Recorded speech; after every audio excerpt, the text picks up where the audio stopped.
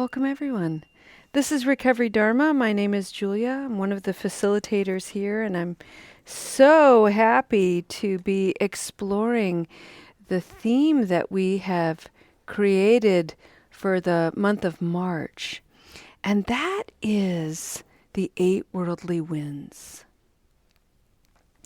And for anyone who is new to Buddhism or new to Recovery Dharma, these 8 worldly winds are meant to be a broad view of thresholds that lead us into discomfort. We all know the first pairing, pleasure and pain. In many ways, that's why we're here. What once gave us pleasure and relief now creates so much pain and misery. Another pairing of the 8 worldly winds is gain and loss. Another is fame and disgrace. And the fourth pairing of the worldly winds is praise and blame. At the heart of this practice is the limitless quality of equanimity, which is one's capacity to be inclusive, neutral, open-hearted, to allow the situations, the events, the arisings in our mind and in our lives that we judge to be positive, negative, neutral, to simply be. And to be in a way that we can observe, we can respond, and we might even react, but we're doing so in thoughtful, conscious ways, rather than the reactivity that finds us spinning out, unmoored, dysregulated, out of control, and often full of regret.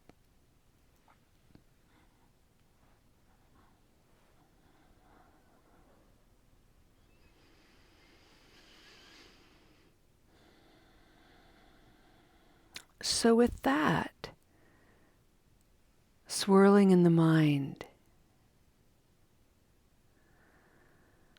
allow your attention to be there, to be at the level of the mind, and maybe even insert a little curiosity to wonder, where is the level of my mind? If I'm hungry, my mind is often in my stomach. If I'm nervous, my thoughts often race my heart. When I'm calm, my mind is sort of all over my being. When I'm really thinking the thoughts, my mind is very much in my head. Where is your mind?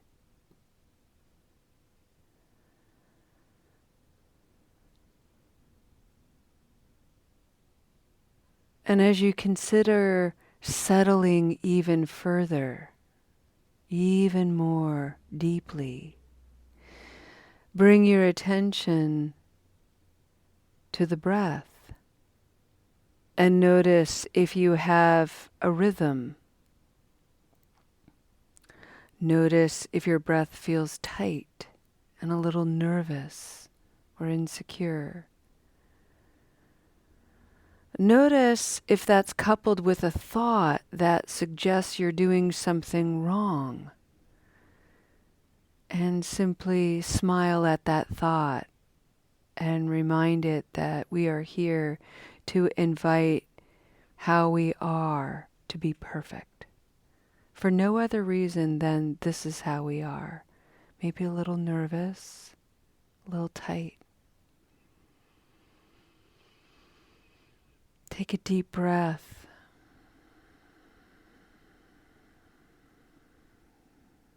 Settle further.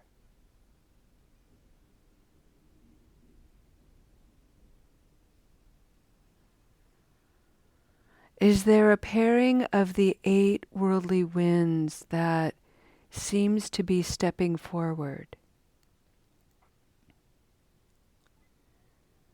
Pleasure, pain, gain, loss, fame, disgrace, praise, blame.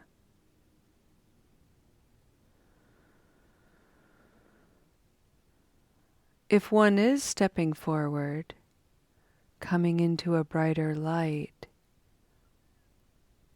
offer it your attention.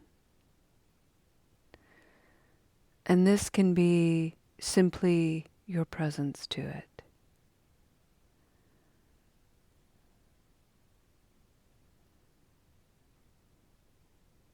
You can allow the words to repeat in your mind.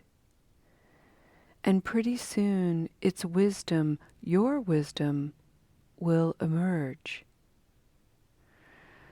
So what I'd like to do is create some time for silence so that we can simply allow space for the 8 worldly winds to blow around in our body consciousness, and allow yourself the space and freedom for wisdom to emerge.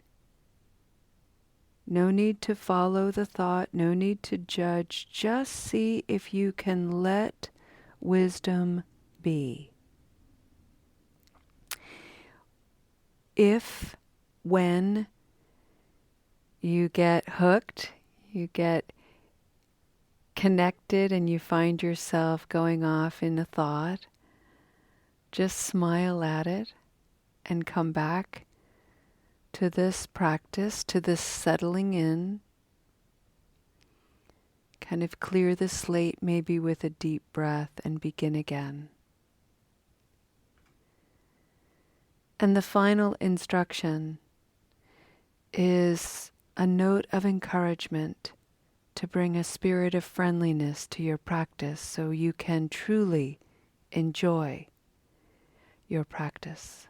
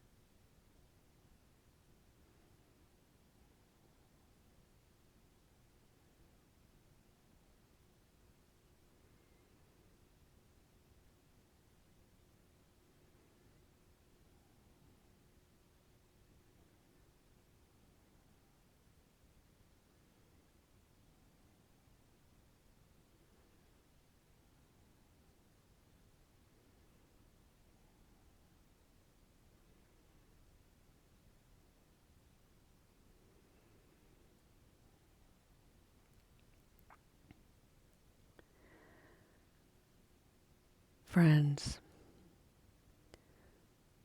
one of the most empowering and daunting aspects about a Buddhist practice is the invitation to be fully responsible, to step into our full agency and trust our knowing. The Buddha brought forward thousands and thousands of teachings with the same statement, which is, take these teachings as a guide. The Buddha made all kinds of suggestions, pointed the mind and the heart in particular directions.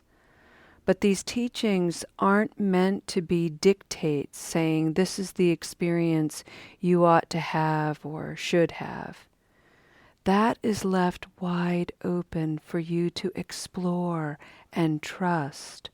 So even these 8 worldly winds can be redefined. So for example, when I think about gain and loss, I also think about words like confidence and insecurity. When I think about fame and disgrace, I also think about belonging and isolation. When I think about praise and blame, I think about my own arrogance and my own self-criticism, that inner critic. So the point is you don't have to stay married to these particular pairings. Use them as a guide to ignite your own wisdom and go with that. See where that leads you and trust what's coming alive. This is you waking up in the world, and we need you to do this as only you can.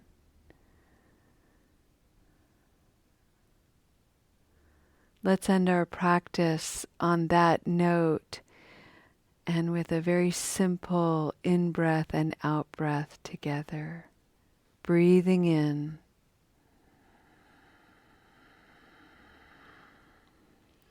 Breathing out.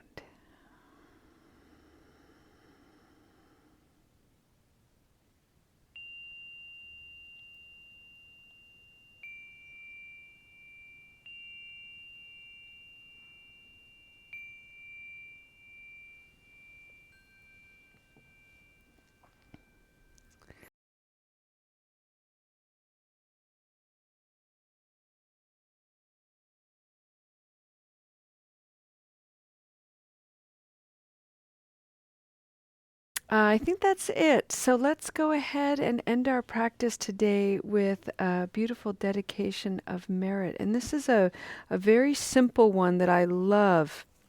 I've typed it out, and I do this a lot with my mantras. I type them. I copied this idea from Sravasti Abbey. The Abbey is a Buddhist monastery here just about an hour from Soul Center, and it's a training place for monastics. And I remember the first time I went there, there are all these little taped messages all over the place, including a mantra that is taped right in the middle of one's face in the mirrors in every bathroom. And so you'll notice in the Soul Center bathroom, there's this particular mantra taped right in the middle. And it's just a way of kind of catching our habituated mind. We don't even think about it. Just the instant looking in the mirror, and usually the instant critique that comes. And so to have a little mantra to add a little pause is such a beautiful thing. And so they are everywhere up at the Abbey. And I like to print them out and put them in places on my computer, on my dashboard, on the mirrors.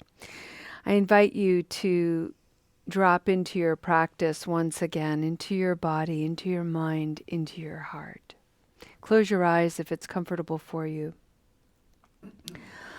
One of the beautiful reflections in the Buddhist practice is the dedication of merit. It is an idea that says anytime you come into the presence of the three jewels, the Dharma, the human being who was able to awaken to the conditions of suffering in his own life and by extension, life itself, we are also human beings, just like the Buddha. Therefore, we have the capacity to awaken to our own suffering and by extension be sources of healing for others. There's the jewel of the Dharma. These are the teachings of the Buddha. These are the little lampposts to guide the way. But these aren't guideposts that say, this is the experience you're going to have. That is left up to you and me. And good thing we have the Sangha, the community of wise friends, to cheer us on, to challenge us, to remind us to stay steady, keep going. And all of that comes together in goodness, in virtue. And we take it in. We breathe it in. So that when we go out into the day and we encounter familiar habit energy, triggers, unskillfulness, people who are locked in patterns of confusion and aversion, we can radiate the merit from this practice. It may be subtle. It may be profound. May you be at peace. May your heart remain open. May you awaken to the light of your true nature, and may you be healed. May you be a source of healing for all beings. Namaste, friends.